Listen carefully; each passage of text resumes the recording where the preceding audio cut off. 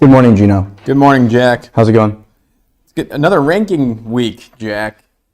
Yeah. Last week was WARC. This week, Fast Company. Yeah, I woke up. I didn't know it was coming out today, and then it came out, and we got to talk about it, right? At what point does it become too much? At what point do we stop doing lists or in awards and rankings? How do you decide? We need to create a tier list of rankings, lists, and awards that exist. Where would you put the Fast Company innovation in the tier list? I mean, what are the options? You got A list. You got S tier, A tier, B tier, C tier, D tier, F tier. Okay. F tier would be like I think of course. I would put Fast Company in the B tier. Okay. What are your thoughts on that? It's different. It's not like in the ad trade publications. It's not like a tried and true ad trade publication. Yeah, you would hope and think and pray that maybe they have a little bit more of a subjective, or I guess maybe objective view would be the right word, coming from like the outside, not a trade. It's similar to like Ad Meter. To me, Ad Meter, like for the Super Bowl, USA Today Ad Meter for the Super Bowl that's voted on by the public is the most prestigious because of the fact that it's not within the industry. Listen, I like when the ad nerds get together. I like when they. I know, but you have deliberate. to. Yeah, it is. I guess it's why the Oscars, like the Academy, is so. Yes. You know, like my favorite award is the Super Clio. Like best Super Bowl ad by Rob Riley and team. Rob Riley is the global CCO of WPP. Yeah. And so I guess I like that. That was his baby. Yeah. It's like if you get up to that position, you also get to decide what the best is. Yeah. I don't mind that. I value the opinion of the ad execs. A lot of that. What else? I mean, big episode today. We're back. It's Tuesday. Welcome back. The Breaking and Entering Show. It's marketing's thrice weekly live show for all the news, everything that's going on. Sports Center for Advertising. That is what Ross Martin said last week, and I will take it. Yeah, we'll take that. I will take it. All of our weekend plans we'll get to at the end of the show, but before that, Gino, some big items on the 2-minute drill, some interesting stuff here. I got a little inappropriate, might be the word for one of these topics. A little risque. I don't know too much about this topic, so I'm going to be an observer. I'm going to be inquisitive. I'm going to ask questions. Release the implication from yourself. Of course. Smart, good risk-averse move by you. And then we got 3 stellar guests. Shane Hegde, co-founder, CEO at Air Inc., creative operations platform. They are a partner of the show. This, however, is not a sponsored interview. No, it is not. This is a big deal for them. They just came out with a new campaign. They're releasing Air Canvas, which they, I guess, biased opinion here because we work with them, but they do the best at speaking to creatives. There's a lot of AI creative tools, software going out there, and some of it feels kind of tone deaf, and you're kind of trying to come out and replace the creatives that you're trying to talk to is sometimes how it might come across. But Shane and the crew at Air has been doing some of the craziest B2B marketing we've seen since we started covering this stuff. Yeah. I can't wait to talk about it. They do some absurd things, ladies and gentlemen, and Shane is going to be in person. He'll be here. He'll be joining the studio to talk about it. And then what else we got, Gino? Alex Centers, founder of Centers, a design firm here. We're going to talk about the LA28 branding system with him. You know, he's commenting on the design system because we don't speak design. We have no clue what's going on. We're bringing in a design nerd. He's a professor. He is a professor at SVA. You know, we're going to school. We're going to school today. And the last one, Amy Rodgers, head of content at WARC. This is an effectiveness WARC. Tell me more about this. This is a different one here. This is taking all the rankings from the major award shows and figuring out which ones actually drove sales, which I think CMOs care about. This is like your CMO's favorite ranking. Your CMO's favorite CMO. Your CMO's favorite. Who do you think is your CMO's favorite CMO before we get into the 2-minute drill? I would say, I think Fernando Machado is like the creative. Oh, okay. Like he's the guy at the top of the pedestal when it comes to creative CMOs. That would be my probably 1-1 overall. And where is he the CMO? I think he's at Notco right now. Okay. But he was at Burger King. Okay. Him and Anselmo Ramos really built up that Burger King presence. A lot of the can-winning work comes from Fernando Machado. Were they for the King? Was a lot of like the bringing the king back, all that? It was a lot of like the challenger mindset, like Whopper Detour, I believe, was one of them. Like Moldy Whopper as well, I believe, was under Fernando Machado as well. Just like that run that they had throughout those years in the 2010s. Moldy Whopper, defining. Yeah. People still talk about it. Well, that's great. Let's get into the 2-minute drill, shall we? Biggest stories of the week. This. 2 dudes, 1 topic, 2 minutes each. Biggest stories of the day in marketing. Gino, let's kick it off. Here we go. LA28, Gino. LA28. Yeah, they have a design system that just came out. Superbloom, is that what they're calling it, Jack? Yep, it's 2026 right now. We've already got locked in. We're good to go. Just check that off the list for the Olympics and Paralympics. What did you think? You saw it. Did you like it? It looks good to me, Jack. I can't complain. I don't really speak the language. I like how it connects. You know, I'm going to pause my train of thought here. Pause. Because what I need to do is get the context, and it's based off LA. It's based off like the perfect weather that blooms wildflowers. Knowing that, I appreciate the design system much more. If I didn't know that, I'd be like, okay, this kind of looks good, I guess. Looks good to me. I'm cool with it. I guess that's all you can hope for in the design game right now. For something as big of an event like this, are you really looking to wow people? You kind of want the focus to be on the games, in my opinion. You're just looking at, for me, as long as everybody doesn't hate it immediately, I think that is such a massive win. What's going on with the dynamic portions of this? Whatever happened to a static logo? You put it on a piece of paper, it doesn't move. This is to me, this is my favorite point that you brought up. Because what's going on with the movement? I don't know what the brand, like, there's so much happening. It's a 250-page guidebook for this, and there's a lot you can do. Of course, I get it. I understand. It makes sense. But for like a dumb brain like me, I kind of just want to see a picture and be like, this is LA28. Maybe yeah, I like when they do the before and after for redesigns, rebrandings, but in this situation, they can't do that. Do we have anything to show the folks over here, Ross? Show the folks? You got 22 seconds. The time. We got to show them what we're talking about. I know. I feel like people are, my imagination can only I'll just tell you what I'm looking at. I'm looking at a bunch of different colors, squares. I think people are about to see it right now. Look at this. Oh, we got some music too. Look at that. All right, that's a super bloom. You got about a half-second look at it. If you want to see more, go check it out. We're going to talk with Alex about that later in this episode in more detail. What's next up Next up, okay, this is kind of like the risque topic. I don't know how this will land, us talking about it, but I think it's worth discussing how influencers are working with brands. I think we're just waiting on it. Ross, we good? Ross, are we good? Okay, cool. We got Travis Mathew is a golf brand working with Tony P. Tony P is an influencer based in Washington, D.C. He's kind of a dork, nerd, but he's built a huge following. One of the first people to start doing like these day in the lives. He's just like an old soul. People love him. But his comment section is crazy because they want him to like show his private parts. I don't know how else to say it. Like if you go into his comment section, it's all like, Tony, do the reveal, and it's like crazy, like this community, like of these random crazy people in the comment section. They're obsessed with him. They're obsessed with him. So Travis Mathew is now working with Tony P based on this teaser I saw. It's very clear that it's like a Travis Mathew thing. If you want to show it, Ross, we want to show it. So this is what Tony P posted yesterday, Gino.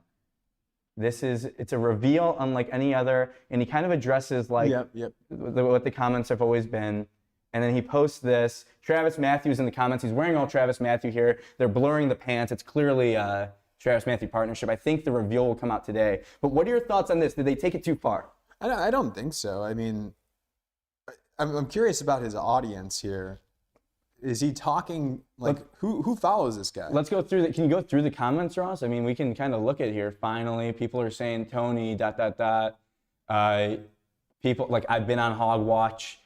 Day one tone, and this made my day. Is this really happening? So with his audience, it makes sense. But if it breaks through, don't you think it's kind of a weird move to be like, to play on this? No, it's absolutely weird. Travis Mathew is the golf brand. He's a golfer. He's got his own brand. Is that correct? He doesn't have his own brand, but he works with Travis Mathew, and he golfs in his content. Okay. Got it. I don't know much about this guy. What's Travis Mathew? Travis Mathew is a brand. Travis Mathew is the name of a golf brand. Okay. Tony P is the influencer. Right. So I just thought it was weird. This golf brand, interesting.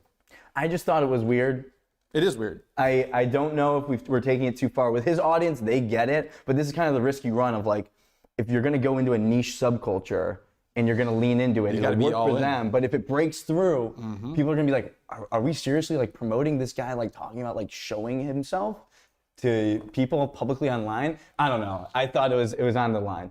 Next up, Gino. Apple Maps is reportedly introducing ads soon. Here's what you can expect. It's going to be coming here pretty soon here. This was broke by Bloomberg, I believe.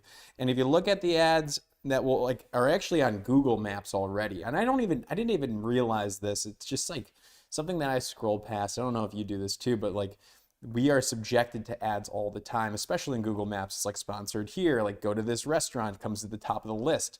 And I didn't realize Apple Maps didn't have that, but they're going to be having ads very soon. Yeah, I was doing a little research. Google Maps, it's a little inconspicuous. They do a good job. It kind of folds you in there. No, I got an eye for it. You got the eye for it, yes. But I just naturally scroll past the sponsored stuff. Oh yeah, in any Google. Yes. Like if you do a Google search, oh my God, you have to go to page 2. Yeah. You almost have to go straight to page 2. Everything. I'm just sponsored. using whatever Gemini says on the results. Yeah. Shout out Marvin Chow. He was on the show last week, VP of Consumer and AI Marketing at Google. But of course, we support this, right? Of course, Jack. Of course. Really, it's good. I guess it could be a good opportunity for those small businesses that you can bid for placements, get that visibility out there. I know, but I guess I hear that, but I also am like, they're competing against the most sophisticated publisher advertisers in the world that are going to outbid them every time. But it's by location too, so I looked up on Google Maps. I looked up on Google Maps. Fast food Chick-fil-A was the sponsored. So that makes sense. We'll see. Apple ads. Pay attention to that. You're going to be doing some Apple ads soon. Next up, Gino. What do we got? KFC, is that the one that's next? Yeah, we got KFC has got a new ad here in the UK. It's been going on this kind of Believe ecosystem, this brand platform, and they have a new chapter, a new ad within this platform. It's all about how much do you believe in chicken. This is made by Mother. We can play a little bit right now, give some people a look at it. It is freaky, ladies and gentlemen. It is freaky. It is freaky. I don't, I think it's going to show here in a second. Oh, it is showing? It is showing now. It is showing. Can they hear us, Ross? Okay. Okay, great. Yeah. So, okay, the devotion to chicken at KFC is so wild that people in this ad you're seeing now are blindfolded running to the truth that is the chicken, that once they reach it at the end, reach ascension. It's the most absurd ad of the year.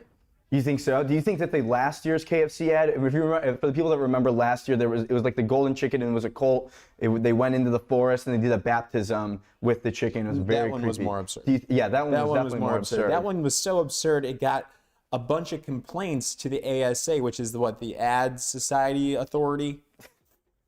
Advertising Standards Authority. That is the UK governing kind of like advertising regulation, whatever board. It got close to 1,000 complaints last year. A different ad from the same campaign that you're watching right now. And then they ended here. So this one was the most voted person, blindfolded, found the chicken, representing...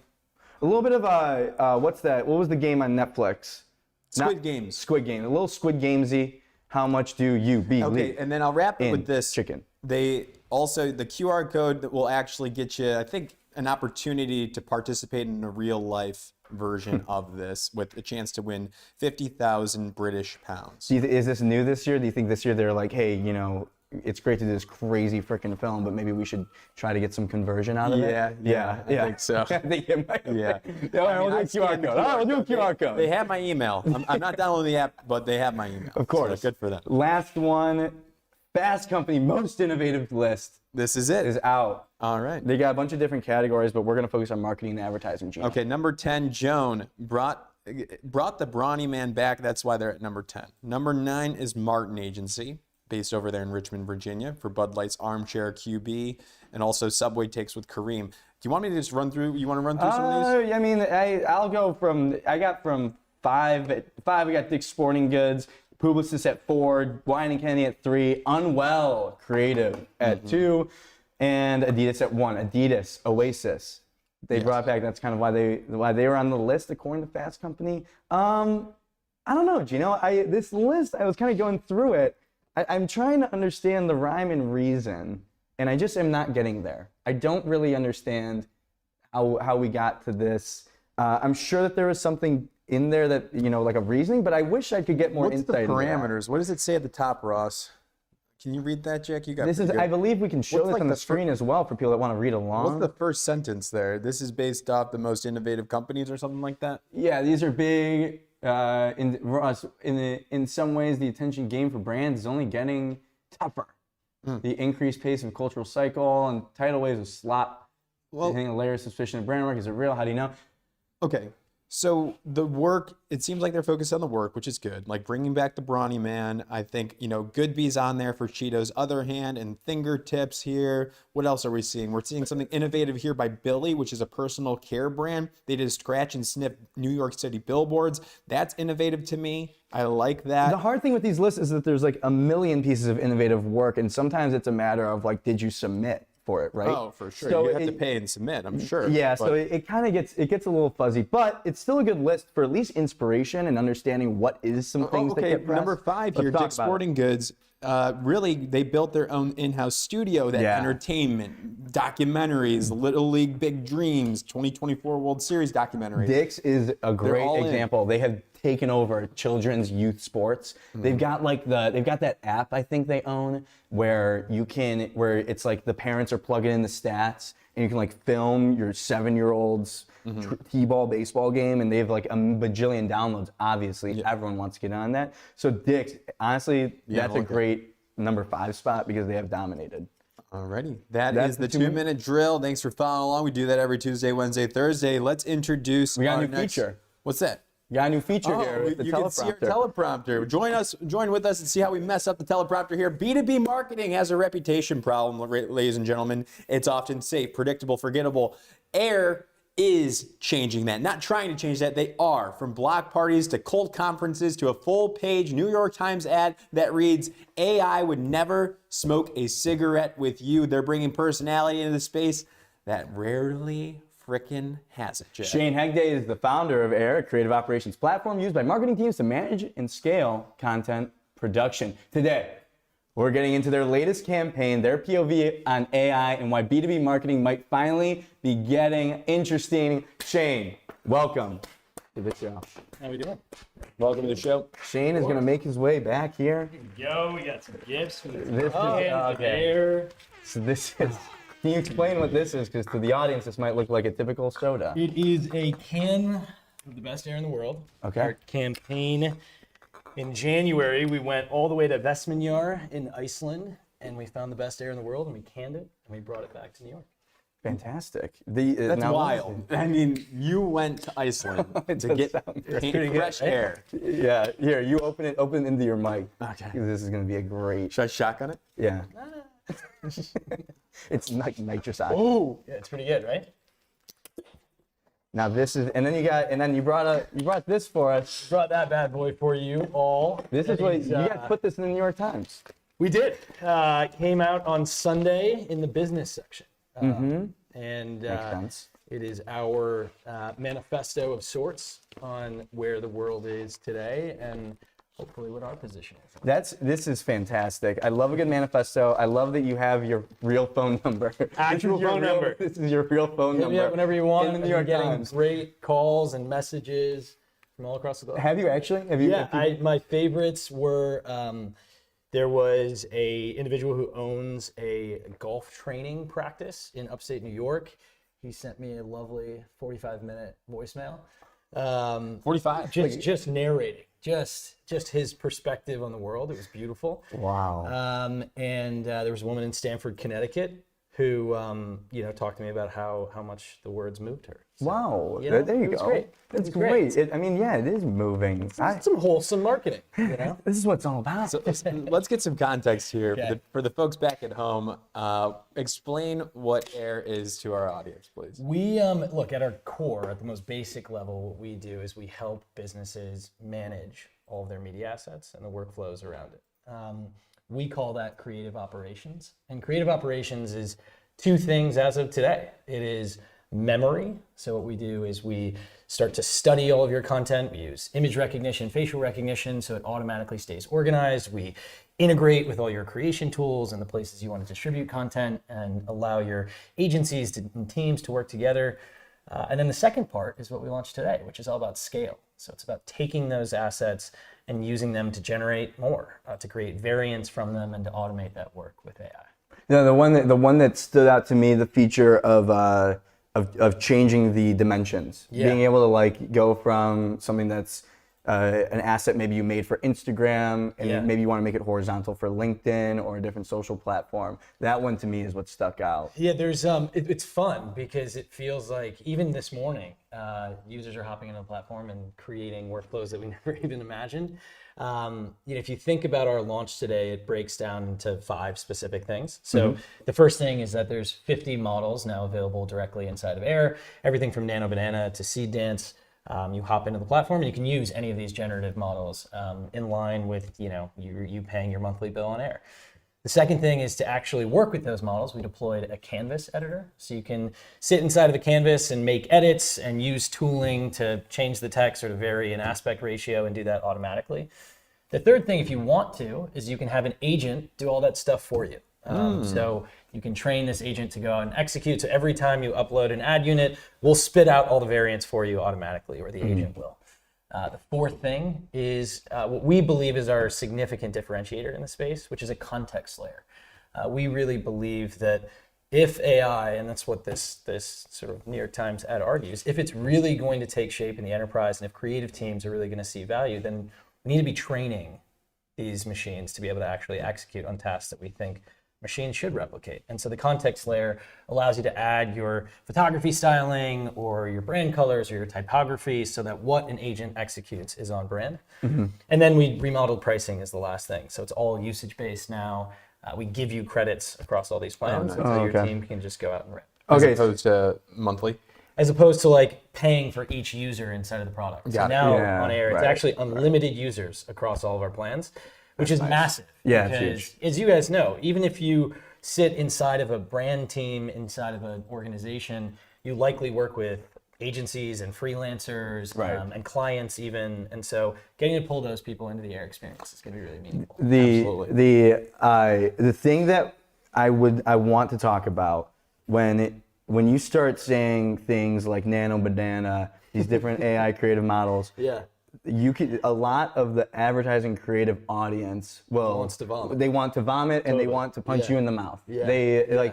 So how do you balance that? Like you want to be on the side of creatives, but you also know that it is inherently like they feel protective about this, and there is such a terrible negative connotation with like AI slop. So what's the position for Air with all that? I think and maybe there's like a set of competing beliefs, but the first thing that I think is like rooted in this campaign itself is an acknowledgement that human creativity is really going to continue to be the core of how businesses scale and how businesses generate world-class creative work.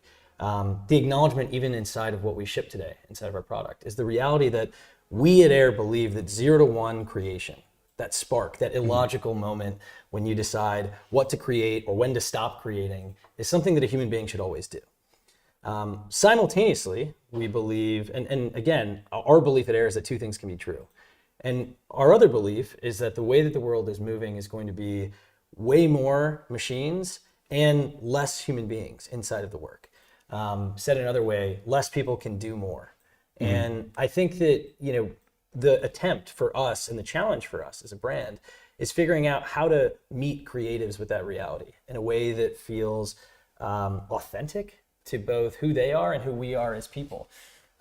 It's why we sat and wrote a handwritten letter in the New York Times, is because we really respect the human aspect of the work. Yeah, let's pull up that news. Let's pull up the ad in the New York Times that Shane wrote, handwritten here. And I want to back things up here and just get the context of this specific campaign for the creatives out there. How did this launch? When did this placement come out? I believe you guys did a block party. Run me through that order of operations. We let's see. The campaign launched officially on Sunday.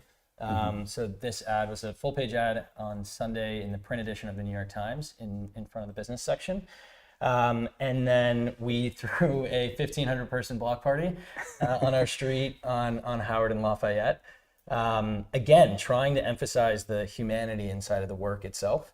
And it was incredible. We brought some of our favorite customers who were brands across the city, and they served everything from meat patties to matcha. And then today the product rolled out and the product story, and now it's live in front of workspaces all across the globe. And the title of the manifesto, AI would never smoke a cigarette with you. Absolutely. They wouldn't. AI wouldn't. It's important to acknowledge the reality of the limits of what these machines, have in place. And look, I think that creative work is simultaneously two very maddening things. It is unbelievably subjective. It's in the eye of the beholder. And at the same time, it starves for perfection. It needs to be done right. And I'm not a creative, and I wish I could be one day. But there's a magical thing that these individuals can do, which is form connections between things that don't naturally fit together. And I think that this piece, and even the absurdist title of it, is an acknowledgement of that reality, that there are things that AI will never understand. And I think that's okay. Yeah, I like it. I like that AI would never smoke a cigarette with you, because I actually hadn't realized that was the case. The other thing, and I would say, seeing this title for Gino and I and people that follow closely with Air's marketing, you would say no surprise here, no shock. But maybe to other people, it is absurdist. It's crazy. Can we talk about Air's marketing strategy? Yeah. Well, I think it's important to first say that I think we have the best marketing and creative team in the world. We have spent a ton of time being really thoughtful about who we bring into this organization, and those people we try to give as much autonomy as possible to go out and take our message and carry it into the world. Why they do so well is because fundamentally we live out the principles of our product, which is we give our creative team space to breathe and space to execute. And it's amazing and incredible what they can do when you actually give them that freedom. One of our investors said that one of their favorite parts about our business is how much joy is represented in the work itself. And I think that magic can happen in creativity and marketing when you allow these individuals to finally have the opportunity to do the parts of their job that they love. So much of creative work today is logistics. It's collecting a thing and finding a thing and sharing a thing. And we built a product that automates that. And in our marketing and in our creative, I hope the world starts to see the opportunity that you can have when you abstract that stuff away from a marketing and creative team and you let them execute. And when you let them do that with power and with freedom, the things that come out of it are a protest of Dropbox and Google Drive with 50, 70 plus year old individuals. You have a maddening trip to Iceland to go find the best air in the world. You have a video where we sarcastically suffocated creative directors by pulling the air out of the room and killed 5 of them. Like, you have things that seem scary and seem nuanced, but actually come organically through the nature of each post and each campaign. And I'm just curious, so are you working with any external agencies? Because everywhere we go, like when a conference of some sort, when the subject of B2B marketing comes up, they go, besides Air and Ramp, who are some good examples of good B2B marketing? So you guys are in that category now. Thank you. So that's humbling. what does the team actually look like? Is it internal? Are you working with agencies? Is it a mix of both? How does that work? We've set up our team, and it happened organically. Nice job. Hey, you're doing a good job. You're doing a great job. Time out. Wow. 30 second time out. Should we try to another question? Hit that air. Everyone's doing great. Everyone's doing coming great. off. Wow, Everyone's doing really well. Everyone's doing really well. Okay. All right. How do we set up the team? Time in. Yeah. How do we set up the team? The team is broken up into 2 different groups on the marketing and creative side. We built an internal agency led by Ariel Rubin, and that team covers our brand, our social, and all community events that we do. We thought it was really important to separate church and state. And so that team their performance is evaluated by awareness. We capture that by social following is sort of the first way that we analyze that. And that team focuses on getting our message out to the world in a way that feels authentic. Separately, we then have a marketing team. And that marketing team takes all of that awareness and tries to translate it into meetings or signups for our product. Demos, or I mean, the beauty of Air is that it's free. So just driving people to the marketing site to get them to sign up and use the new features like what came out today. So that team covers product marketing, lifecycle marketing, paid ads, all of the mid-funnel work into conversion.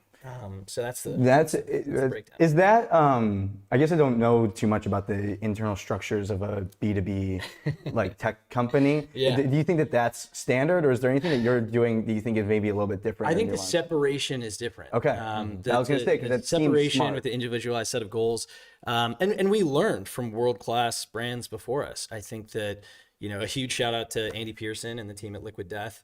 You know, our understandings of how to do this, our confidence around doing this in this manner, really came from great consumer brands like Liquid Death, who had specialized in this operating model. And we're just trying to further it and accelerate it in a category that hasn't seen it before. I get that. I mean, that's kind of, I think that feels very new age, and something that you'll feel like, as crazy as it sounds, it seems obvious, but I don't know if that is the case for most, especially like B2B marketing. I don't know, Gino, am I lost on this one, or? No, I think this is new to me. Like, I'm learning about this side of the world as well. So it also leaves us the sort of opportunity for either Ari's team or Jeff Toos, our head of marketing, to go out and work with world-class creatives that we find interesting. So, you know, we worked with Kenny on this video we just produced. We've worked with Nick Gallo and his team a ton. There's fantastic agencies out there who we partner with all the time on this execution, but we can really be thoughtful about when we partner and how we partner and what work we do versus what work the partner does. And it usually happens really organically. I had one more thing. I think you mentioned it. You had your appearance on TBPN yesterday. You did great. Well done. You had a quote about like some of maybe competitors that are in the AI space. They're trying to speak to creatives. Are like so far off. Can you explain or elaborate more on that? I think I gave a little bit of a too long of a story, my marketing team tells me, on apparently I like doing that too much. But I gave a story from Good Will Hunting about Robin Williams talking to Matt Damon on a bench, and the realities of what experience teaches you. And Robin Williams does this whole narrative about how Matt Damon doesn't understand what love is because he's never been vulnerable, or doesn't understand what art is because he's never looked up at the Sistine Chapel. And, you know, I think the reality of where we sit today is that there are too many tech companies around the globe telling their customers, and most acutely creatives, how to act, how to operate, what tools to use. The amount of headlines in Silicon Valley that are all about how AI is going to replace you, and specifically to creative work. The CMO killer is like the narrative of the day, or replace your creative team with AI agents. To your question earlier, it's to no surprise why every creative hates nano banana. Like, wow, first of all, why are we inventing words like this? But like, what is that? You know? And I think that the real opportunity is to not only build an organization that can have a world-class product, which is what I believe we have spent a decade building towards every single day, but to also build a lasting brand, and one that meets these individuals where they are, that speaks to them in words that they understand. There's no nano banana. I'm not seeing that on this one. I see a word you messed up. I was gonna write it and then I crossed it out. But look, I think that, at Air, if we can build a product that meets these individuals where they are, that addresses problems they have. Like, yes, a creative doesn't want to hop to AI, but if it actually starts to solve a problem for them, then like, cool, yeah, they'll deploy it as a part of their workflow. Sure. And I think that both our product and our brand meet that reality. We believe fundamentally that humans will always be in the loop with creative work. We believe that 0 to 1 creation is always going to be human-centric. We just also believe that given the rate of progress with technology, scale is going to come from machines. And that's what we're doing here. We're here to help creative teams do that. Boom. Yes, you are. Shane, thank you so much for stepping in. done. Appreciate it. Thank you. Well done. Thanks for having me. Of course. Great. Love breaking and entering. You guys are the best. Cheers. Cheers. Love Air. Cheers. That was Shane from Air Canvas. New product, new feature. Out right now, Shane. Go check it out. Out right now. That was money. That was money. AI would never smoke a cigarette with you. The Olympics just dropped, Jack. It's a new look for LA28. Oh, here we go. Oh, there you go. We have a cigarette And we have a here. cigarette, which is something that AI And let's can- bring in Alex Center, who is the founder of Center Design Agency. He's a design expert, ladies and gentlemen. We don't know how to speak about branding. He does. Alex Center, welcome to the live Give him a show second. Let's give Ross here. a second to bring him Let's in. welcome But before him that, to the live show. it's LA28. It's LA28, Gino. We were talking about the 2-minute drill. Let's bring him in now. It's Alex time. I'm Effer. We can Yes. hear you loud and clear. Alex, can you hear us?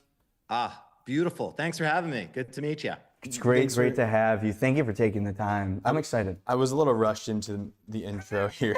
I will admit, I'm trying to get better. I got nervous. You got nervous? We had an in-person guest. I got nervous here. So This Alex, is quite an operation you guys have Oh here. It's my incredible. gosh. If only you knew. No, well, we're Alex, here now. can you introduce yourself and in the world of design, where do you fit in all of it? I am a branding professional. I've been for 20 years. I own a design company called Center in Greenpoint, Brooklyn, where I'm sitting today. I'm also a professor at the Masters in Branding program at SVA. I'm also a podcaster. Front and Center is my show, where we talk about the weekly goings-on in design and branding and culture. So you got it. Yeah, I'm a New Yorker, so I'm well suited to talk about the LA design identity for the Olympics. That's exactly. And just to clarify, you didn't work on it. I just want to Yeah, let people know. this- I had disclaimer. nothing to do with it. That's true. And nothing to do with And it. that's good because now we get the honest commentary. Well, that's what I think that's why I think this is so great. I'm very excited, Alex, to talk with you, get your takes and opinions. Also, like Gino and I, we're not in there. We're not in the design. I feel like it honestly maybe is underappreciated, and I'm just excited to talk with you and have you walk us through it. The one thing that stuck out to me, there's a 250-page guidebook for this year's LA28. Alex, is that exactly what you expected? It's a little this? light. It's a little light. I would expect at least a couple hundred more pages if I'm doing the Olympic identity work. But yeah, thank you for having me on. It's an honor and a pleasure to talk about design. And so, have you guys heard of the Olympic Games? Yeah. That's right. Yes, it's familiar. It's a global sporting competition every 2 years, and so yeah, it's our turn. Los Angeles 2028, I believe, is when that competition is going to begin. It's the first time we've hosted an Olympics since 2002 in Salt Lake City, and the first time for a Summer Olympics since 1996. So this is a big deal. Big deal. It is a big deal. And so let's go through it. So the whole idea is around superbloom. Is what they're going with. And is it for, like, I guess the first question, what's the order of operations typically when you're undertaking a project like this? Is it identifying the broader theme? Just walk me through that process.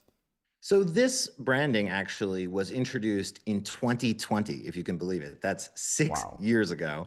And assuming these things take a couple of years to make, that means that this has been done for almost a decade. And so also fun note here, this branding was done by 7 different agencies, which everyone knows is the perfect amount of agencies to do something truly, truly great here. So this branding is not necessarily new. It came out in 2020. And this branding is unique. It's different than most Olympic brandings. In fact, it's groundbreaking in that it is the first one that doesn't have one logo. It has a flexible design system, meaning that there's dozens of logos that sort of make up this branding system. This week, they introduced sort of the second part of it, which is sort of more about the patterns and colors and typefaces. So this is sort of a work in progress that they've been doing, but the original sort of branding is really, I really want to love it, guys. Like, I don't want to be the guy that comes on here and makes enemies with 7 different agencies. That's not my dream. But, you know, I appreciate what they were trying to do, which is to do something really different and flexible. And because Los Angeles is a place with lots of different people and styles and stories. They were like, okay, how do we make this sort of tell all of those stories instead of just trying to land on one? Yeah, that's interesting. So let's simple question for you. Yeah, what was for sure. your immediate reaction when you first saw the design? I'll be real with you. I didn't love it. I liked the approach, right? Like I like the exciting sort of approach of trying to do something flexible and trying to create something that has a lot of life and has a lot of variety and a lot of range, right? When I think of flexible branding systems, I think about MTV. That's probably the most famous one, right? Where you have this core M and TV mark that is sort of the logo, but it flexes to dozens and hundreds of other shapes and illustrations and styles and patterns. Other ones get references like Nickelodeon is probably one. You guys are young, but that was a TV show and a TV program network where orange splatter and made of all sorts of different things. Slime, yeah, exactly. Okay. And so that's what they set out to do for LA28. LA is so diverse. And so the idea is let's bring in other people, other artists, other celebrities, athletes, et cetera, to create different types of A's that go into the mark itself. The L, the 2, and the 8 always stay the same. Fun fact, they're all different typefaces. I'm not sure exactly why, because they're so similar. But all the different A's are done by people like Tyler, the Creator, or Billie Eilish, or Snoop Dogg, or Alex Morgan, and people that are from or famous from Los Angeles. And so it is, in scope, a really fun idea. And I like obviously, the creativity that comes along with it. I like bringing different people in. That's all great. But unfortunately, my feeling is that when you have so many different logos, I don't really know what the logo is. And that, I think, is the problem that I see with the work. It's less about the idea and the scope and the ambition, but more the sort of execution. I had a similar just reaction, just seeing it as someone who's just seeing this as a bystander. I wanted to look at something that was just to tell me what LA28's logo is. And so I understand, and it's good to hear because I understand now that that's kind of the point, is there is no one logo. But I thought that was interesting that I kind of shared that sentiment. Yeah, and I think, it's funny because when I was sort of thinking about it more in preparation for today, it's like, I think if this logo had a core foundational logo that they were iterating off of, something that would go on the hat and something that would go on all the sweatshirts, and then there was this range of diversity in all these other expressions, I think it would be much more effective. But I'm not sure what the logo is here. And so it's sort of all of them. And I think that's sort of the problem. I think also some of the execution is quite varied in terms of its curation, and it's sort of a little too flexible. I think, the Nickelodeon mark, everything is orange. MTV, sort of everything is contained inside of an M. Here, anything goes, and sort of all these creators and artists and designers who are making these A's, all sort of, there's nothing that really ties them all together. They're all so many different styles. And I think they could have maybe tried to condense the amount of expressions or the amount of colors. And I think there was room to do this idea, but just execute it a little differently. Is there an Olympics, I guess I'm putting you on the spot, but an Olympics logo or system in the past that sticks out to you that maybe we can just use as like a comparison? I don't mean to put you on the spot because I don't have a good answer. Mexico, 1968. Wow. By Lance Wyman. That's my favorite of all. Nice job, Ross. Let's put it on the screen. Let's pull this on the screen and let's talk about this one. What year is it? Sorry, I cut you off. 1968. Lance Wyman is the designer, and it's beautiful. It's my favorite Olympic branding of all time. I think it's the best. And it's funny because it does have similarities to Los Angeles in terms of its vibrancy, its color, and even some of its flexibility.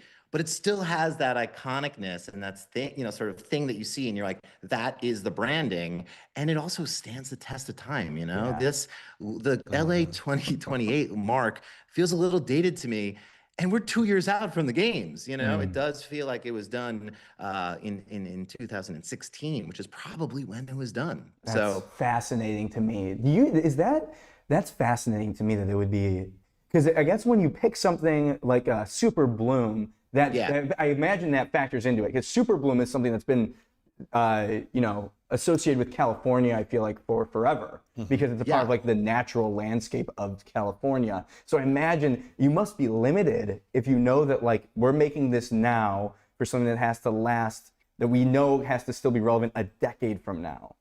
Yeah, it's a tough challenge, and I think it's obviously a huge opportunity for the designers involved. And I think what is fascinating to me is they introduced these 26 or whatever logos back in 2020, and now here we are, sort of the Olympic branding system is really complex, right? You need wayfinding and iconography and all this signage, and so sort of this is the second half of the project, which is everything else that comes with the branding, and that is sort of based in this idea of superbloom, inspired by the florals and the colors of LA. And there are parts of it that I really like. Like I think the Birds of Paradise sort of inspiration makes things feel really, really colorful, really exciting, and very LA. And I think all of that is sort of working here. The idea of super bloom makes sense. And I think some of these patterns, they have this sort of super bloom pattern that has like 13 different elements to it, and that will be used very nicely on patterns and sort of sort of wallscapes and things like that. So I think a lot of this sort of the stuff that was introduced this week is quite nice. Although I really do struggle with some of the typefaces. They introduced sort of 4 new typefaces as part of this sort of new introduction. And I struggle with that because they're in sort of those 4 typefaces, they're trying to capture the city's sort of diversity of street language and signage and all this sort of it's more complexity. It's more it makes an already complicated logo branding system more complicated. And so it's a lot going on. And I think if we were going to sort of support this LA28 flexible sort of idea, I think everything else should be quite simple and really kind of more utilitarian to try to make everything a little bit easier to digest. I like that. So let's clear up some of these takeaways here. So my question for you, for the people listening that are thinking about a design system that's living, quote unquote, what advice do you have for them to be successful? I would say create some rules, right? Some guidelines. I mean, not 250 pages of guidelines, but some things that like can't, sort of change. Like I really also, sorry, I don't want to be so negative, but like I do struggle with the A being the only thing that changes. Like why is not the L and the A? It's just the A that changes. And then the sort of one of the main marks looks like an anarchy sign. So I think it's like you have to create some sense of rules or some sense of curation in terms of like limiting the styles or maybe limiting the amount of colors or sort of maybe trying to have a main mark. I think that's the thing that really is missing for me is having something that is the stamp, the logo, the thing that you use, and then variants off of that so that when Delta puts their logo in the A and NBC puts their logo in the A, which they are doing, it doesn't feel like that could be the main logo for the Olympics. So I think it's really about sort of trying to create some rules that create less flexibility, and also having a main mark that sort of everyone knows is the iconic logo for the games. Yeah, if we want to show it, we've got the LA. Ross has it pulled up, but the audience can see it right now. But yes, the NBC logo as the A, L, NBC 28 here is kind of, that's interesting. So I mean, that's what that Mexico 68 gets you fired up. I've never seen that before. Yeah, that was awesome. The other one I know of is I forget which Winter Olympics it was, but I feel like it's a big time favorite. I want to say maybe Tahoe Winter Olympics is another one that just kind of felt, I think people like. Yeah, no, I'm making that up. I don't know. We can't pull up. Anyways, no, that's super interesting. Yeah. And Alex, designers love to have takes, I think it's hard to create something that everyone will unanimously love, but, and I appreciate them taking a swing, like they're trying to do something different. They're trying to break out of the mold. And I want to give them credit for that. I just think it's not totally congealing for me. And it doesn't feel like it's going to feel timeless so that in 50 years, 40 years, we'll look back at it as one of the sort of great Olympic identities of all time. Good. Hey, this is extremely helpful. Very great insight. Alex is the expert for sure. We'll see though. Hey, you never know. You toss one of those logos on like a Polo Ralph Lauren X Olympics. People might change their mind. I don't know, Alex. We will see. I'm sure people will buy this. I think Los Angeles, Angelinos should be proud. And I think again, this is Again, it's always a big moment for design, and I'm proud to and happy to be a sort of a person that cares about design, and I'm glad that people care about it. I'm glad that people get upset or mad or love it or hate it, and all of this I love. So thank you for having me on. Oh, appreciate you coming on. What's the name of the podcast so people can go check it out, Alex? It's called Front and Center, and yeah, check us out. We're on wherever you get your podcasts, YouTube, all the places. Alex Center, thank you so much for coming on. Thank you, guys, gentlemen. It's been a pleasure. Have a good one. That was great. Yeah. We needed that. That was great. Good. I like that move. I like that we brought in someone to give their take on it that wasn't necessarily involved in it. Yeah, we're gonna do that more. That feels like that was exciting and a nice little lesson. Congeal. I like the when you say congeal. Mexico 68. Yeah. There's so many things that he said that I never would have considered or thought about. The fact that this is something that's probably been in the works for a decade to make, that's a tough job. That's a really tough job. Can you These imagine logos got to last forever. That's a good point. Yeah. I guess that's why brands will use a super minimalist logo. You're representing the world. You are. LA28, 2 years away. What sport would you be in? Rowing. Rowing. Yeah, see, I signed up for rowing this summer. Oh, to I'm train for training. 28? Yeah, 2032. Is that Where does one row in New York? on the Hudson, brother. You're kidding. Yep. You're kidding. So you got. Stop with the Why laughing. is he Why are laughing? you What's laughing? so This funny is a about serious that? matter, Ross. I don't know I'm what's so training funny for the about it. Olympics He's here. training for the Olympics. Let's move on. Okay. Every year, thousands of campaigns get made, Jack. Very few actually work and sell. So WARC tracks the ones that do, and more importantly, why they do. Amy Rodgers is head of content at WARC, the team behind some of the most effective, actually respected effectiveness rankings in the industry. She oversees content at the WARC Awards, and today we're breaking down why things win, what wins, what stood out this year, what it all means. Amy, welcome to the show. Thank you very much. Good to be here. Thank you, guys. What an introduction. Of Of course. course. Nothing but the course, best. just Nothing the but the best. best. Kick us off. Let's break this down from a fundamental standpoint, Amy. Amy, what's your role at WARC? I am head of content for WARC Creative. So that's the home of all of our creative effectiveness content and of our WARC rankings, which you've just introduced. So yeah, I compile research, I commission content, I write content all about creative effectiveness. Okay, so for the purpose of this discussion, we're talking about a creative effectiveness within the WARC rankings. Is that correct? Yeah, so each year we track the world's most prestigious and rigorous global and regional award shows, and we track them in 3 areas. So we have a ranking for creativity, for media, and for effectiveness. So we combine together all the results of those award shows, and we produce a ranking of the top campaigns, the most awarded campaigns in each of those areas, and then the companies that sit behind them. So the agencies that worked on the campaigns and the brands and the advertisers that those campaigns were for. Got to ask what the award shows are. So what are the award shows that the WARC monitors and tracks the winners Is that of? proprietary information? No. This is all everything is out in the open. It's the only thing that we keep kind of behind closed doors is the weightings that we apply to each of these shows. So you accrue points for your win, so your Grand Prix down to your bronze, and then that's applied to kind of a weighting for each show based on its prestige and its how open it is. So global down to regional down to local, and so yeah, it gets a lower weighting the fewer countries it's open to. But yeah, for the Creative 100, the global shows that we track are Cannes Lions, D&AD, The One Show, Clio Awards, and the LIAs, and then there are a bunch of regional shows underneath that we also track.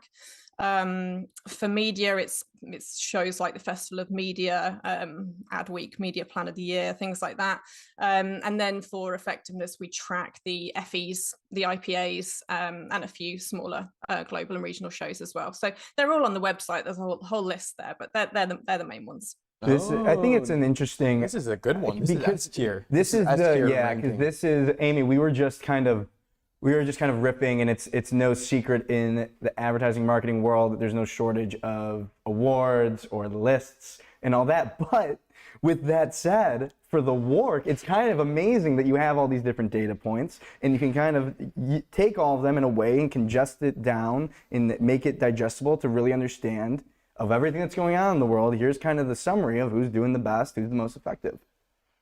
Yeah, that's the aim of it. And we have an advisory board that we consult with every year that's got the kind of CCOs and CSOs of the big networks and agencies, and they tell us what the most important shows are to them. So we're trying to represent what's most important to the industry rather than telling people which award shows to enter. We speak to them every year. They tell us which ones are the most important, and they're the ones that we track. And the list does change year on year. Some shows don't end up being as important over a few years, and other ones come in that our advisory boards say, you know, this one is actually really important.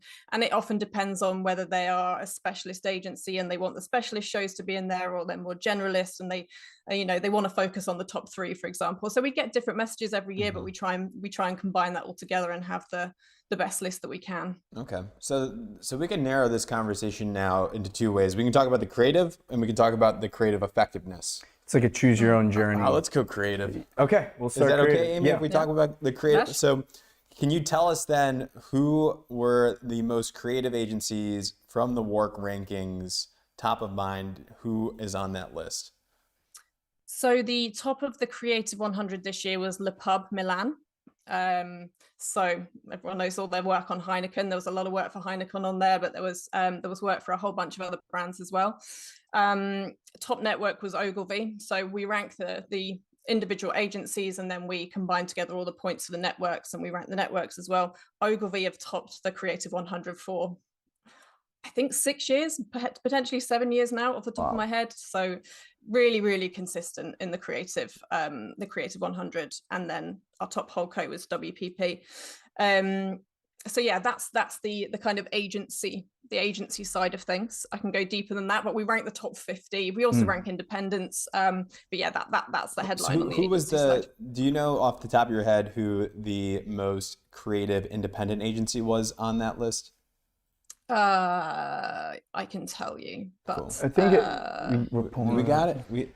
Ross is trying to pull it up. It's gonna be a race here. We're gonna see who's gonna win. Amy. Service This is plan. creative. Service plan Munich. Service yeah, plan, Yeah, yes. Service plan Munich. So yeah, and they're our top network for creativity as well. So what do you, is there any themes or anything like that you've gathered over the years of, you know, how different agencies perform better across award shows? Is there anything you picked up in terms of themes? In terms of performance, gosh, it changed. I mean, it does change year on year, and obviously we are representing entries into award shows here. So you've got to take into account agency award budgets change over time and what their priorities are. But like I said about Ogilvy, there are agencies in this ranking, and we've been ranking for effectiveness since 2014 and for creativity since 2018.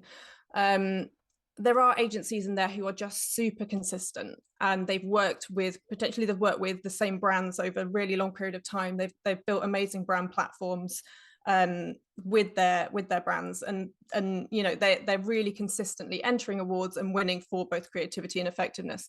Dove is a really good example. Dove came top of our Media 100 and our Effective 100 this year. They've worked with Ogilvy for 20 years. They've built this amazing brand platform, and so are consistently awarded for it. There are others that kind of appear out of nowhere, and they maybe will rank really highly for 1 year because they've done an incredible piece of maybe cause-based work, and they appear for 1 year, but they don't necessarily have that kind of body of work to push them to the top year after year.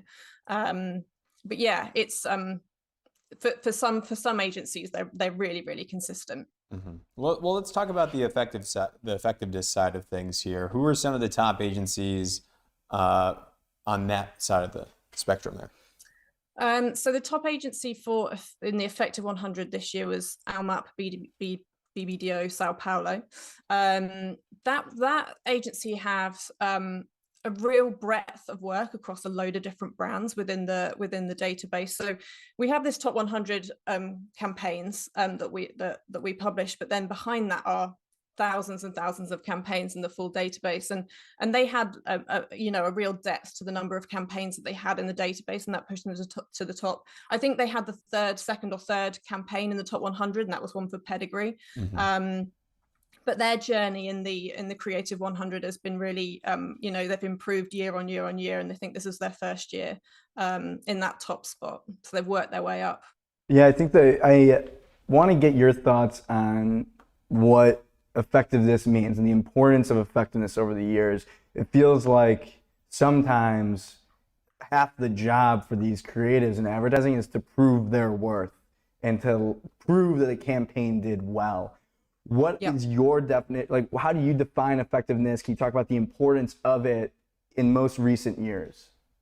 Yeah, for sure. I mean, WARC, we're all about effectiveness. We feel like that's the most important thing. All of our content is about proving the effectiveness of your marketing efforts. And it's kind of, creativity is nothing if it's not effective, if it doesn't do a job.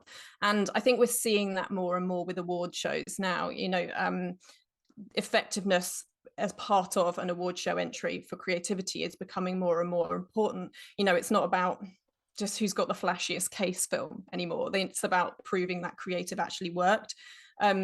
Because, CMOs, if the CMOs are trying to get buy-in from the board for spend on marketing, they need to speak their language. And that's normally in figures. It's about the effectiveness. How effective is this going to be? How much money is it going to make? And so that part of entering award shows is becoming more and more important. The agencies that are best at proving that are the ones that are, number one, actually really good at writing case study papers. You need to be good at putting that into a language that other people can understand, and getting all your metrics down there and matching your results to the objectives and the strategy of the campaign. But yeah, it is becoming more and more important, no matter what award show you're entering, whether it's a creative award show or it's an effectiveness award show.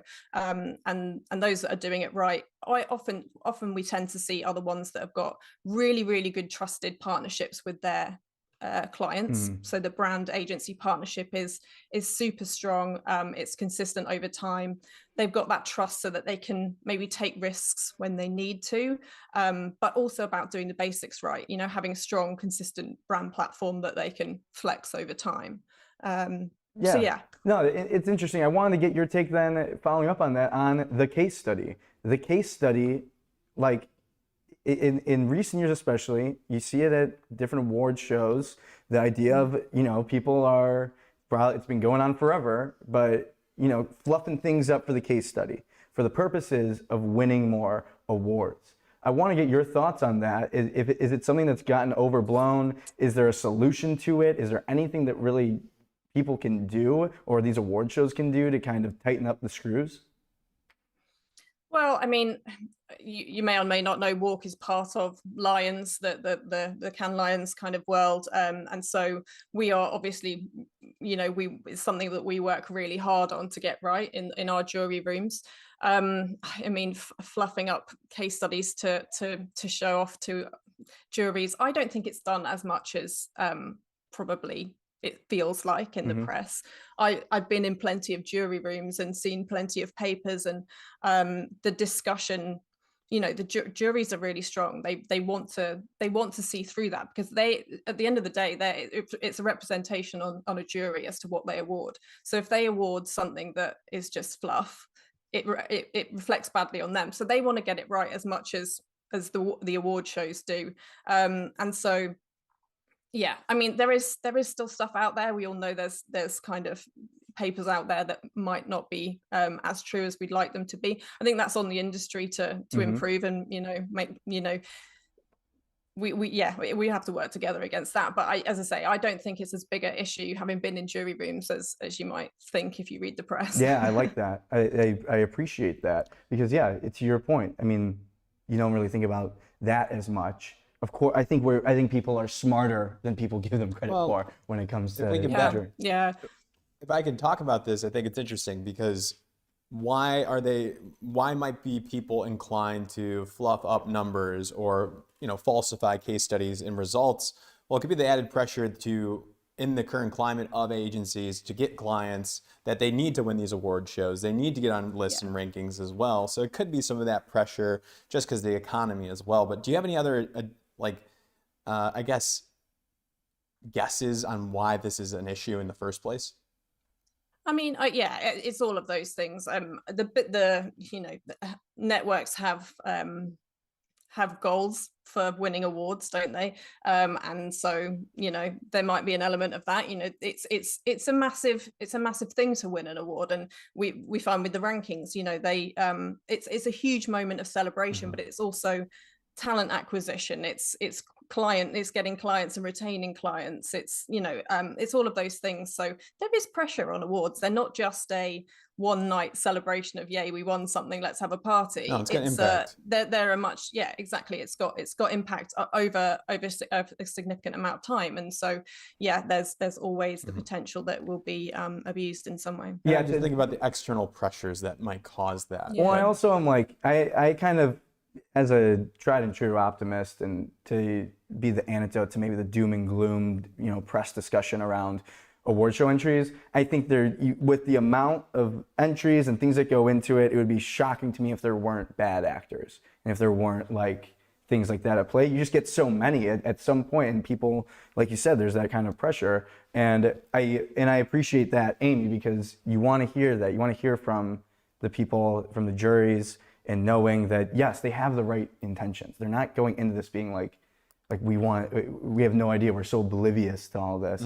So I think that's helpful to clear up. So Amy, switching it up here, you've seen the best creative agencies, the best creative work. You've seen the best media plans, best media effectiveness. You've seen the most creative, effective campaigns out there in the world.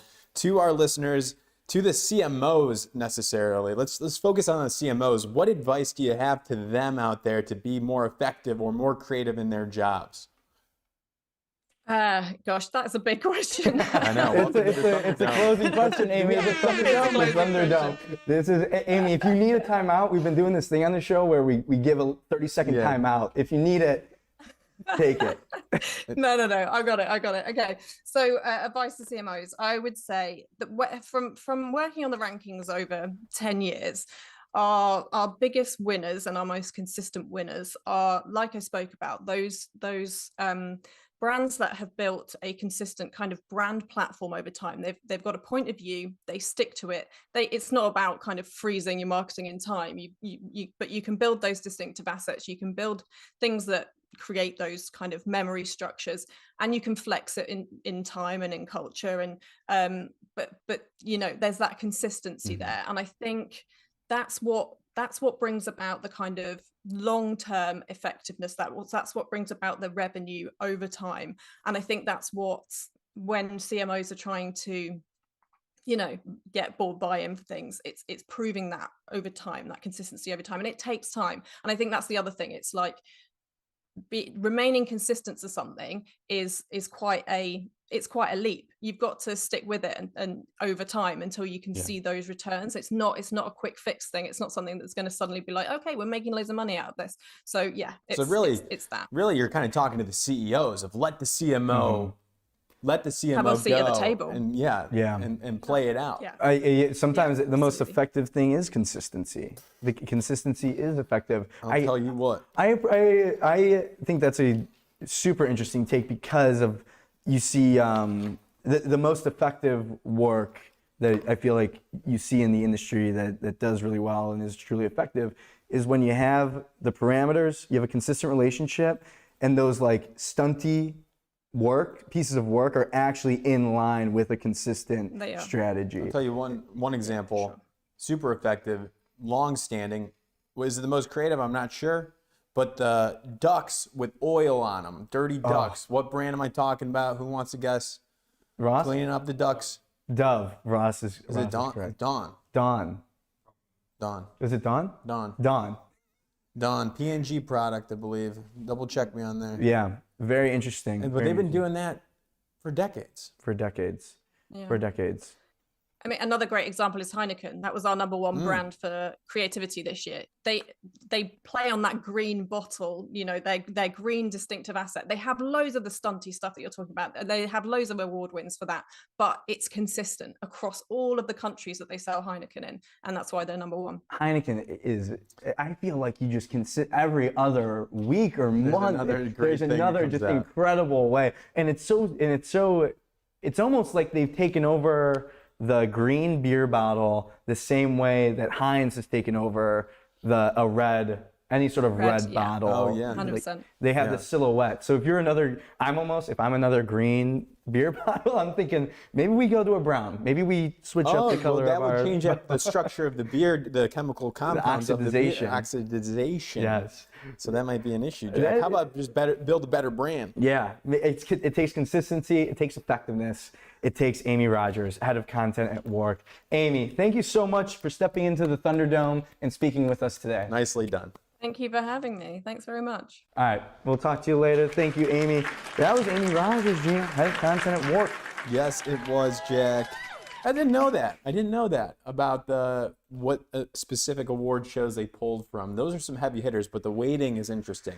Which one do they care about the most? Which one weighs the heaviest? Which one is the lightest here? Oh my gosh. Yeah, that would. That's I think for good reason that they don't tell people. I wouldn't understand that math. alone would be its own award show. Would be ranking the award shows. That's what I'm saying about the tier list. Yeah, no, we have to do the tier list. That's pretty much what they do, though, internally, right? Like they weight it, they do their own tier list. They do their own tier list. They do some math. I don't know how they get access to all those things. I think it sounds like they talk to a lot of executives as to where their focus is. Yeah. So they kind of line it up. I think that's we should lobby. Oh, like breaking enterings yearly, like when we do our podcasts of our favorite agencies, we should lobby and have that in there. What are you looking to lobby towards? So we can be in the WARC system. We'll lobby to get breaking and entering a part of the WARC's review. It's like Le Pub, Milan, Alma BBDO, and then breaking and entering in the 3 spot. Ross laugh camp. If you notice, if you're with us right now, you'll see we had another feature here. What is this? It's the producer view. Why does it look like that? Ellie and Ross back there, and then the most bright light of all time in between them. Is that a fisheye? Look at, they can wave. They're seeing us. Okay. Shout out to Ross. Ross is the one that's been on all the dates lately. Anything? It's Tuesday. The show is over. We're gonna get into the post show now. So if you don't care about our personal lives, we will know what's going on, feel free to hop off. If you want the ad news, follow back with us tomorrow, 11 a.m. Eastern time, for the next live show. Next live show that is on LinkedIn, X, or YouTube, whatever your favorite is. I recommend putting us up on one of your dead screens that you're not using while you're at your desk, keeping that thing maybe a low volume and passively listening to us. And tag us on Instagram if you're doing that on a story. We'll repost it. Maybe we'll give you a shout out on the show as well. I will follow you on Instagram as well. I'll get your follow numbers up. You don't have to follow me back either. I'll keep that ratio intact. That's right. You care about that. It's Tuesday. You got any plans this week? Well, I wanted to talk about last weekend. Oh. You know, we haven't talked to the people since the whole weekend has passed. Oh my gosh. Maybe we start with Ross back there. I think there's a little bit of drama between the production crew. Oh. Oh, you got to plug in. All right, so Ross is going to try and plug in the mic, but there's a little bit of, you can see Ellie is doing the L dance on Ross right now. Yep, your Fortnite dance. Ross is going to try. Nope. Maybe you have to turn up the volume of the mic. The volume might have to go up, Ross. There you go. Yeah, the mic's not going to work. Ellie is so thankful that the mic is not working. Got the camera, though. So I guess we'll have to wait until tomorrow to get the news on the production crew's big day. That's not. Oh, there you go. There we go. We got audio. All right, we're back. Wake up. JR is goated. Yeah, so, we had some plans last weekend. Bushwick, Ellie said we were going to get bushwhacked on street. Didn't turn out all that well. It was, do you have anything to say? Wait, no, sorry. Who was going out? What's going on? JR, Ellie, and I were going to Bushwick last weekend. Saturday. Plans fell through. And I'll just give the floor to Ellie for this one. I'm a very serious businesswoman, Ross. Clearly, I take things running this live stream significantly more serious than my counterpart here, Ross. As I am feeling under the weather, as I'm sure you can hear. Oh, God. Sick. And so I very kindly texted Ross and I said, you know what, Ross, I'm really not feeling well tonight. I don't think I'm going to go out tonight. He took that very personally. Nope. It wasn't personal. I didn't go out. It wasn't like I was out on the east side or out in Williamsburg. Had nothing to do with Bushwick. It had everything to do with my ill-fated health. Ellie, did you stay in that night? I sure did. Yeah, so it would be a different, I think. If Ellie, can you imagine if you went out? And If you're Ellie, on how much time did you give as a heads up? I texted at about 7 o'clock. I think that's fair. When were PM? the plans made? When were the plans supposed to initiate? 8? There was never an 8 o'clock plan text. Ross just texted and said, hey, if you guys come soon enough, maybe we could go to the park. Oh, that's good. So, That's a nice. so I responded and I said, Ross, I don't think I'm going to make it. So with Ellie not going, did that essentially everything fell through? Nobody did anything? Exactly, I'm the glue guy. You guys can't do anything without me. Yeah, I get that. I can imagine. Comment on Yeah, it was short notice. You said you're out shopping and getting your hair done. And, then all of a sudden it fell through. So I don't know what really happened. Whoa, wait More a second. details have been added. That's interesting. That's an interesting. I have receipts.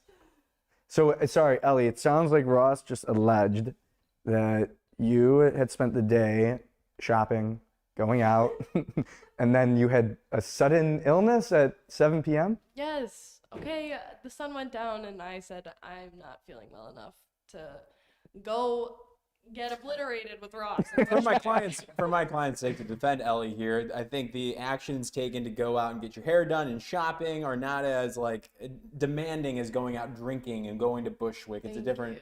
It takes and my much more to do shopping, that. I just, I was perusing. It wasn't like I was aggressively shopping. And the client needed sunlight and to get I out hadn't been and fresh air. outside.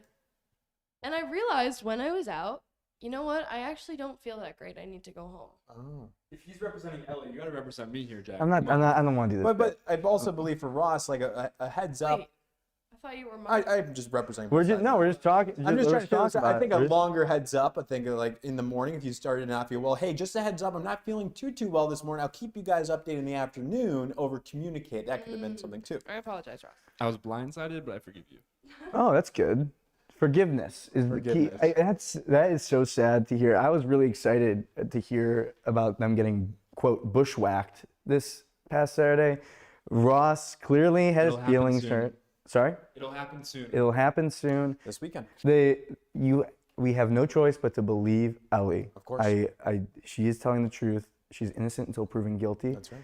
She does sound pretty sick right now. So I had to make Ross mute us on the Zoom because I was coughing. So. And then on Ross's side, of course, he feels an emotional connection to his counterpart. Of course. He was excited about breaking bread, spending time with her outside the office with the rest of the crew as well. As a boss and a leader, are you forcing them to hang out after work? Well, no, this is kind of the lesson I imparted on them. You have to separate church and state. We can force them to be family, but we cannot force them to be friends. In this office, we're a family. Whoa, wait. I would say Ross and I are friends. Ah, but he can't force that. Don't put that on me. Ross is my guy. I'm just saying. I actually believe at the show, Ross texted me last night and said, "That's my twin." Wow. So. What does that mean? Twin him. Yeah. It's a thing they say. Oh, like my homie? my twin. Kind of like my homie? Yeah.